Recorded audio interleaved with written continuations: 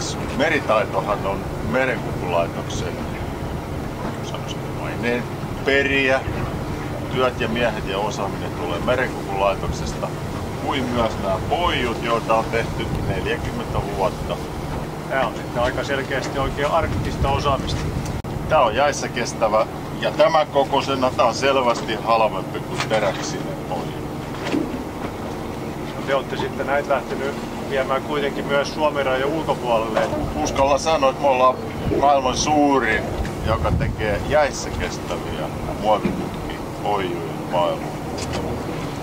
Te teitte viimeisen ehkä semmoinen highlight on se, että te pääsitte Kanadaan tekemään kauppaa ja siellä loppuasiakkaana vielä Kanadan rannikkovartija. Joo, pitää paikkansa. Kanada on meidän pitkäaikainen asiakas ja alun perin me päästiin Kanadan sisälle sen takia, että muoviputkivirta kestää jäissä, se ei ruostu ja se on edullinen.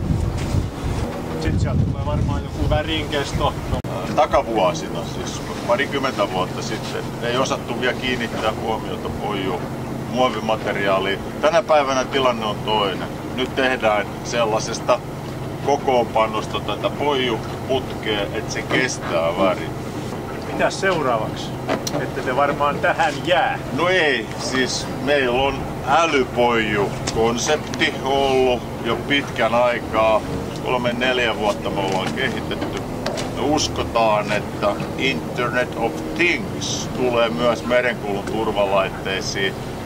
Ja lähitulevaisuudessa kaikissa näissä turvalaitteissa on älyä.